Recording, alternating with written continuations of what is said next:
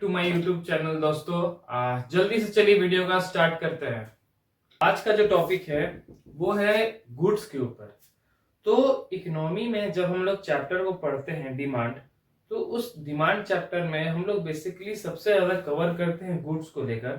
तो आज के वीडियो में मैं आप लोगों को ये बताने जा रहा हूँ कि गुड्स डिमांड चैप्टर में कितने टाइप्स के होते हैं और उन्हें कंज्यूमर किस तरह से, किस वे ऑफ टाइप वो परचेस करते हैं या कंज्यूम करते हैं। तो चलिए देखिए, गुड्स में बेसिकली दो कैटेगरी आते हैं, कैटेगरी 1 एंड कैटेगरी 2। कैटेगरी 1 में दो गुड्स हैं। सबसे पहले होते हैं नॉर्मल गुड्स और दूसरे होते हैं इंफीरियर गुड्स। अब कैटेगरी 2 में दो गुड्स, सबसे पहले होते हैं सब्स्टिट्यूट गुड्स और दूसरे होते हैं कॉम्प्लीमेंट्री गुड्स। अब normal goods and inferior goods, आज के वीडियो में हम लोग इसी दो गुड्स को कवर करने वाले हैं। तो चलिए देखिए कि नॉर्मल गुड्स और इंफीरियर गुड्स वो दोनों कौन से गुड्स होते हैं। तो चलिए देखते हैं। तो चलिए देखते हैं कि नॉर्मल गुड्स और इंफीरियर गुड्स ये दोनों कौन से गुड कैटेगरी में आते हैं। तो सबसे पहले हम लोग देखते हैं नॉर्मल गुड्स को लेकर। नॉर्मल गुड्स वो गुड्स होते हैं जिनका डिमांड इंक्रीज तभी होता है जब किसी कंज्यूमर का इनकम इंक्रीज होता है। ठीक है, अब मैं एक कंज्यूमर हूं, मैं अपने मार्केट जाके गुड्स का डिमांड करूंगा। तो वो जो मैं डिमांड कर रहा हूं, मुझे सबसे पहले वो देखना होगा कि उस गुड्स का जो प्राइस है वो मेरे इनकम के बजट लाइन के अंदर है या बाहर है। अब नॉर्मल गुड्स का मतलब क्या हो गया कि गुड्स का डिमांड इंक्रीज होगा तब जब किसी कंज्यूमर का इनकम इंक्रीज होगा। लेकिन इंफीरियर गुड्स वो गुड्स होते हैं जिनका डिमांड तभी इंक्रीज होगा जब किसी कंज्यूमर का इनकम डिक्रीज होगा। मतलब ये थोड़े बजट के बाहर वाले गुड्स होते हैं और ये थोड़े बजट के अंदर वाले गुड्स होते हैं। ठीक, इन्हें हम चीप गुड्स भी बोल सकते हैं। तो अगर मैं नॉर्मल गुड्स का डेफिनेशन या मीनिंग बताऊं तो इसमें मैं बता सकता हूं कि नॉर्मल गुड्स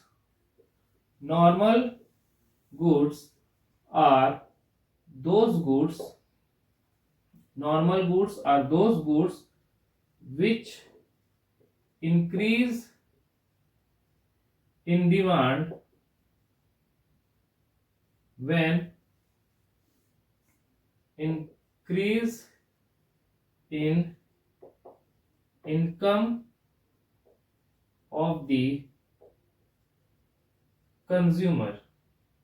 मतलब ये है कि नॉर्मल गुड्स का डिमांड इंक्रीज होता है जब किसी कंज्यूमर का इनकम इंक्रीज हो। ठीक है, तो यहां हम ये भी बोल सकते हैं कि डिमांड इंक्रीज होगा तो कहीं ना कहीं किसी कंज्यूमर का इनकम भी इंक्रीज होगा। ये दोनों डायरेक्ट रिलेशन में आते हैं, ये दोनों डायरेक्ट रिलेशनशिप में आते हैं। ठीक है, इनका जो इफेक्ट होता है वो डायरेक्ट होता है किसी कंज्यूमर के इनकम के ऊपर। लेकिन इंफीरियर गुड्स वो गुड्स होते हैं, inferior goods are those goods where increase in demand when decrease in income of the consumer. अब समझिए कि इंफीरियर गुड्स वो गुड्स होते हैं जब इनका डिमांड इंक्रीज हो तो कहीं ना कहीं किसी कंज्यूमर का इनकम डिक्रीज होगा। मतलब यहाँ डिमांड इंक्रीज हो रहा है, इसका मतलब कहीं किसी का इनकम क्या होगा, डिक्रीज होगा।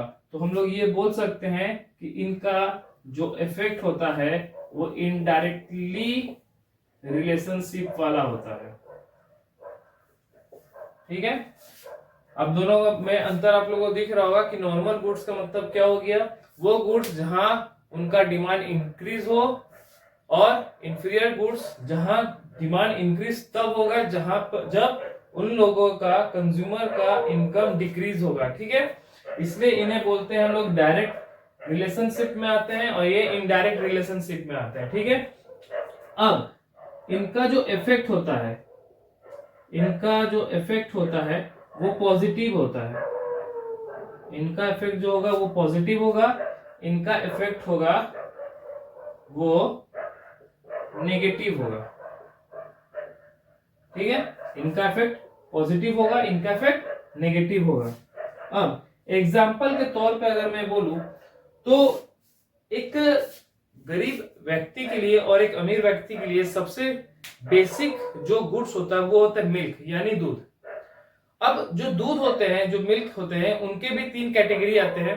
सबसे पहला कैटेगरी आता है फुल्ली क्रीम, दूसरा आता है मीडियम क्रीम, और तीसरा आता है टोन्ड मिल्क।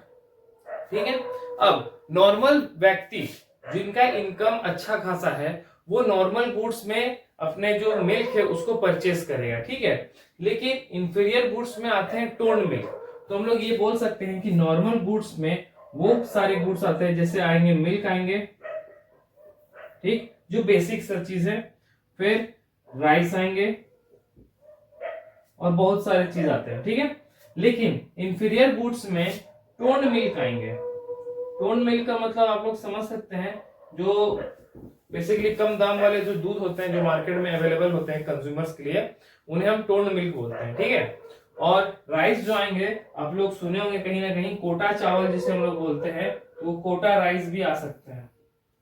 ठीक, यहाँ पर समझिए, मिल्क यहाँ पर भी है, मिल्क यहाँ पर भी है, लेकिन ये जो मिल्क है वो क्रीम मिल्क है। ठीक है, जो नॉर्मल गुड्स में आते हैं, जिनका प्राइस टोन्ड मिल्क से ज्यादा होता है और फुल्ली क्रीम मिल्क से कम होता है, मतलब बीच में आते हैं वो। टोन्ड मिल्क जो बहुत ही ज्यादा चीप रेट में आप लोगों को अवेलेबल होते हैं मार्केट में, वो टोन्ड मिल्क होता है, और वो इंफीरियर गुड्स में आते हैं। ठीक, राइस की अगर बात करें तो नॉर्मल राइस भी होते हैं, जैसे आप लोग जानते हैं बासमती, लक्की भोग और बहुत सारे इंडिया गेट्स जैसे बहुत अलग अलग चावल होते हैं, वो राइस कैटेगरी में भी आते हैं। और कोटा वाले चावल जो बेसिकली गवर्नमेंट की तरफ से मिलते हैं, 2 रुपया किलो या 3 रुपया किलो जो होते हैं, गरीब लोग वो लोग यूज करते हैं कोटा चावल। तो समझिए कि राइस की भी 2 कैटेगरी होती है। ठीक है, तो टोन्ड मिल्क एंड कोटा वाले राइस जो होते हैं वो आते हैं आपका इंफीरियर गुड्स में, और क्रीम मिल्क और जो राइस की ब्रांड्स होती हैं, जिन्हें मैं आप लोगों को बता चुका हूं थोड़ी देर पहले, ये दोनों आते हैं आपका नॉर्मल गुड्स में। ठीक, अब समझिए कि एक पर्सन का अगर इनकम अच्छा खासा इंक्रीज कर रहा है तो वो अपने जो डिमांड को है वो इंफीरियर गुड्स की जगह नॉर्मल गुड्स में शिफ्ट कर देगा। इसे हम लोग बोलते हैं शिफ्टिंग ऑफ डिमांड। लेकिन अगर उसी कंज्यूमर का इनकम जो है वो कम होने लगे, या फिर वो नुकसान करने लगे, उसकी इनकम उतनी ज्यादा नहीं है, या फिर वो पहले उतना कमाता था आज कम कमाता है, तो वो अपने डिमांड को क्या कर देगा, वो अपने डिमांड को शिफ्ट कर देगा इंफीरियर गुड्स में। तो यहाँ पर आप लोग समझ सकते हैं कि यहाँ पर गुड्स दोनों ही हैं, लेकिन यहाँ पर गुड्स का डिमांड कब होगा कब कम होगा ये कंज्यूमर की इनकम के ऊपर निर्भर करता है। तो डिमांड बेसिकली किसी कंज्यूमर के इनकम के ऊपर डिपेंडेंट है, ये चीज आप लोगों को याद रखनी होगी। दूसरी बात, नॉर्मल गुड्स का जो रिलेशन होता है उसके कंज्यूमर के इनकम के साथ वो डायरेक्ट होता है। यहाँ इनकम बढ़ा, यहाँ उसका डिमांड भी बढ़ा। इंफीरियर गुड्स का जो रिलेशन होता है वो इनडायरेक्टली होता है, मतलब यहाँ पर इसका डिमांड तभी इंक्रीज करेगा जब किसी कंज्यूमर का इनकम डिक्रीज करेगा। ठीक है, ये इसलिए इनडायरेक्ट रिलेशन में आता है। इसका इफेक्ट पॉजिटिव है, क्यों? क्योंकि ये दोनों एक साथ बढ़ते हैं, डिमांड इंक्रीज तो इनकम भी इंक्रीज। लेकिन इन दोनों का जो इफेक्ट होता है वो नेगेटिव होता है। कैसे? डिमांड इंक्रीज तब करेगा जब किसी कंज्यूमर का इनकम क्या होगा, डिक्रीज होगा। तो ये दोनों साइड प्लस है, ये दोनों साइड, एक साइड प्लस और एक साइड माइनस है। ठीक है, एग्जाम्पल के तौर में आप बहुत सारी चीज भी ले सकते हैं। मैं यहाँ पर बेसिकली वो सारे बेसिक्स गुड्स के बारे में ले रहा हूँ जो एक नॉर्मल गुड्स कंज्यूम करने वाला पर्सन ले सकता है, या फिर कोई गरीब किसान ले सकता है। जैसे मिल्क हो गया, तो मिल्क में भी बहुत सारे कैटेगरी होते हैं। तो ये नॉर्मल मिल्क यूज करेगा, ये टोन्ड मिल्क यूज करेगा, जिसे हम लोग बेसिकली पाउडर दूध भी बोलते हैं। और ये राइस में ब्रांडेड राइस को कंज्यूम करेगा, लेकिन ये कोटा वाले चावल को यूज करेगा। ठीक, इसी तरह सॉल्ट में भी बहुत सारे आपको वेराइटीज दिखते हैं। यानी कि मार्केट में इतने सारे गुड्स आपको अवेलेबल हैं, वो सारे गुड्स किसी कंज्यूमर अपने इनकम के हिसाब से कंज्यूम कर सकता है। ये ऐसा नहीं है कि मुझे उस गुड्स को ही कंज्यूम करना है तो मुझे अपने इनकम को भी क्या करना है, इंक्रीज करना होगा, ऐसा नहीं है। जिस हिसाब से आपका इनकम, उसी हिसाब से आपका डिमांड रहेगा। इसी को हम लोग बोलते हैं normal goods and inferior goods. अब चलिए बात करते हैं कॉम्प्लीमेंट्री गुड्स के बारे में और सब्स्टिट्यूट गुड्स के बारे में, कि ये दोनों गुड्स एक कंज्यूमर की इनकम के ऊपर किस तरह से इफेक्ट डालते हैं। तो चलिए देखते हैं। चलिए अब देखते हैं कि सब्स्टिट्यूट गुड्स और कॉम्प्लीमेंट्री गुड्स ये दोनों कौन से गुड्स कैटेगरी में आते हैं। तो सब्स्टिट्यूट गुड्स के बारे में अगर हम लोग बात करें तो सब्स्टिट्यूट गुड्स वो गुड्स होते हैं, those goods which can used in the place of another goods। अब इसका मतलब ये है कि कुछ इस तरह के गुड्स मार्केट में अवेलेबल है कंज्यूमर्स के लिए, जहां पर अगर उन्हें वो स्पेसिफिक गुड्स ना मिले तो उसके बदले में वो किसी अनदर गुड्स को भी क्या कर सकते हैं, यूज कर सकते हैं। ठीक है, इन्हें हम सब्स्टिट्यूट गुड्स बोलते हैं। हिंदी में अगर मैं सरल भाषा से आपको समझाऊं तो ये नहीं मिला तो वो सही, वो होते हैं सब्स्टिट्यूट गुड्स। ठीक है, कॉम्प्लीमेंट्री गुड्स क्या होते हैं? कॉम्प्लीमेंट्री गुड्स का मतलब those goods which used together for satisfy the want। अब इसका मतलब ये होता है कि कॉम्प्लीमेंट्री गुड्स का मतलब ये है कि कुछ मार्केट में ऐसे गुड्स होते हैं जिन्हें दोनों के साथ यूज करने पर ही वो किसी ह्यूमंस को उसका स्पेसिफिक वांट्स पूरा करने में हेल्प कर सकते हैं। जैसे अगर मैं बोलूं कि मुझे अगर इस मार्कर को यूज करना है तो मुझे इसके अंदर स्याही यानी कि इंक की जरूरत भी पड़ेगी, तो ये दोनों मिलके हो जाएंगे मेरे लिए एक कॉम्प्लीमेंट्री गुड्स। लेकिन सब्स्टिट्यूट गुड्स का मतलब क्या है कि अगर मुझे ब्लू मार्कर नहीं मिल रहा है तो मैं ब्लैक मार्कर या फिर ग्रीन मार्कर भी यूज कर सकता हूं। ये होता है सब्स्टिट्यूट गुड्स। ठीक है, अब इसका जो इफेक्ट होता है इन दोनों का, इसका जो इफेक्ट होगा वो होगा आपका पॉजिटिव। इसका इफेक्ट जो होगा वो होगा पॉजिटिव और इसका जो इफेक्ट होगा वो होगा आपका नेगेटिव। ठीक है, positive effect and negative effect मतलब क्या समझिए कि अगर मुझे किसी मार्केट में उस गुड्स का अवेलेबिलिटी नहीं मिल रहा है तो मैं कहीं ना कहीं और जाके उस गुड्स को कंज्यूम कर सकता हूं या परचेस कर सकता हूं, या फिर मैं उसके बदले में किसी गुड्स को परचेस कर सकता हूं। इसका मतलब ये है कि मुझे कुछ बर्डन नहीं है कि मुझे उसी एक स्पेसिफिक गुड्स को ही खरीदना है। लेकिन कॉम्प्लीमेंट्री गुड्स के मतलब ये हो गया कि अगर मैं जिस पहले परचेस कर चुका हूं जिस गुड्स को, उसको पूरा करने के लिए, उसके सेटिस्फाई वांट्स को पूरा करने के लिए मुझे उसी के रिलेशन में किसी गुड्स को खरीदना होगा। ये मेरे सर पे एक बर्डन है। ठीक है, अब इसका जो स्लोप होता है वो होता है अपवर्ड स्लोप। इसका स्लोप होगा अपवर्ड और इसका जो स्लोप होगा वो होगा डाउनवर्ड। इसका स्लोप होगा आपका डाउनवर्ड स्लोप। ठीक है, अब एग्जाम्पल में अगर मैं आपको ड्रॉ करके दिखाऊं तो ये है इसका अपवर्ड स्लोप और ये है इसका डाउनवर्ड स्लोप। ठीक है, अब एग्जाम्पल में अगर मैं बात करूं तो सब्स्टिट्यूट गुड्स में हम ले सकते हैं जो गुड्स होगा, जो एग्जाम्पल में आपको गुड्स दे रहा हूं, सबसे पहला गुड्स हो सकता है आपका टी या फिर कॉफी। अब आप लोगों को किसी ना किसी पर्सन को या तो टी पसंद है या तो फिर कॉफी पसंद है। अब मैं कहीं पर रेलवे स्टेशन में घूम रहा था और मुझे टी पीने की इच्छा करी, मुझे चाय पीने की इच्छा आई, तो मैं चाय वाले को खोज रहा हूं, लेकिन मुझे वहां पर चाय वाले की एबिलिटी नहीं मिल रही है। तो मैं अपना जो वांट्स है, जो अपना स्पेसिफिक वांट्स है, वो टी से शिफ्ट करके कॉफी में कर सकता हूं। इसे हम कहते हैं सब्स्टिट्यूट गुड्स। ये नहीं मिला तो कुछ और ही सही।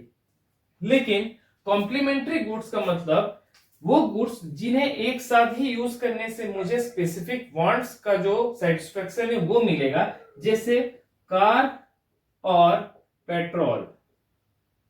ठीक, अब चलिए समझिए, कार एंड पेट्रोल ये दोनों कॉम्प्लीमेंट्री गुड्स किस तरह से होते हैं। कार खरीदूंगा तो मुझे पेट्रोल खरीदना ही पड़ेगा, लेकिन ऐसा नहीं है कि पेट्रोल खरीद ले रहा हूं तो मुझे कार खरीदना होगा। ठीक है, तो कार मेरा सबसे पहला एक कॉम्प्लीमेंट्री गुड्स होगा, ये स्पेसिफिक गुड्स होगा। लेकिन इस कार से जो मुझे वांट्स चाहिए, मुझे जो सेटिस्फेक्शन वांट्स चाहिए, उसे पूरा करने के लिए मुझे इसी तरह एक कॉम्प्लीमेंट्री गुड्स खरीदना होगा, जो होगा पेट्रोल। अब कार खरीदने के बाद मैं पानी तो नहीं खरीदूंगा, मुझे क्या खरीदना है, उसका पेट्रोल खरीदना है। इसलिए इन दोनों का रिलेशन क्या होगा, नेगेटिव रिलेशन होगा। मतलब मुझे इस चीज को खरीदना है, फिर मैं इस चीज को खरीदूंगा, ना कि पेट्रोल खरीद के मैं कार खरीदूंगा। ठीक है, क्यों? क्योंकि इन दोनों में महंगा कौन है, कार महंगा है, ना कि पेट्रोल। ठीक, उसी तरह सब्स्टिट्यूट गुड्स में टी एंड कॉफी आता है, जहां पर मैं अपना सेटिस्फेक्शन वांट्स को क्या कर सकता हूं, किसी और में शिफ्ट कर सकता हूं। यहां मेरे सर पे बर्डन नहीं है, लेकिन यहां पर मेरे सर पे बर्डन है। कार खरीदने के बाद पेट्रोल खरीदना मेरा बर्डन है, ना कि पेट्रोल खरीद के कार खरीदना मेरे लिए बर्डन होगा। ठीक है, और अगर एग्जांपल में मैं लूं तो यहां पर मैं ले सकता हूं बॉल पेन या फिर इंक पेन। ठीक है, बॉल पेन या फिर इंक पेन। मुझे बॉल पेन मार्केट में नहीं मिल रहा है तो मैं इंक पेन खरीद के अपना सेटिस्फेक्शन वांट्स को पूरा कर सकता हूं। उसी तरह कॉम्प्लीमेंट्री गुड्स में क्या होगा, ब्रेड अगर मैं खरीद रहा हूं तो उसके साथ मुझे बटर या फिर जैम चाहिए। ठीक है, बहुत सारे लोग बोलेंगे कि चाय के साथ भी हम लोग पी लेते हैं। ठीक है, चाय पी लेंगे, ब्रेड खा लेंगे, तो वो भी एक कॉम्प्लीमेंट्री ही गुड्स होगा कि ब्रेड अगर मैं कंज्यूम कर रहा हूं तो उसका सेटिस्फेक्शन वांट्स मुझे किसी और गुड्स के साथ ही लेना पड़ेगा। ठीक है, तो ब्रेड अगर खरीद रहा हूं तो मुझे बटर या जैम दोनों में से एक को उसके साथ लेके कॉम्प्लीमेंट्री गुड्स बना के मुझे सेटिस्फेक्शन अपना हासिल करना है। लेकिन यहां पर क्या है, मैं अपना सेटिस्फेक्शन को शिफ्ट कर सकता हूं। तो ये था आपका substitute goods and complementary goods के बीच का डिफरेंशिएट। आई होप कि आप लोगों को समझ में आए। आप लोग एग्जाम में सब्स्टिट्यूट गुड्स और कॉम्प्लीमेंट्री गुड्स को अपने हिसाब से भी बना के लिख सकते हैं, जिस तरह से बुक में दिया हुआ है। जरूरी नहीं कि आप उसी तरह से लिखें। तो चलिए आज की वीडियो में इतना ही। उम्मीद करता हूं कि आपको ये वीडियो में जितने भी मैं डिटेल्स बता रहा हूं आप लोगों को समझ में आया होगा।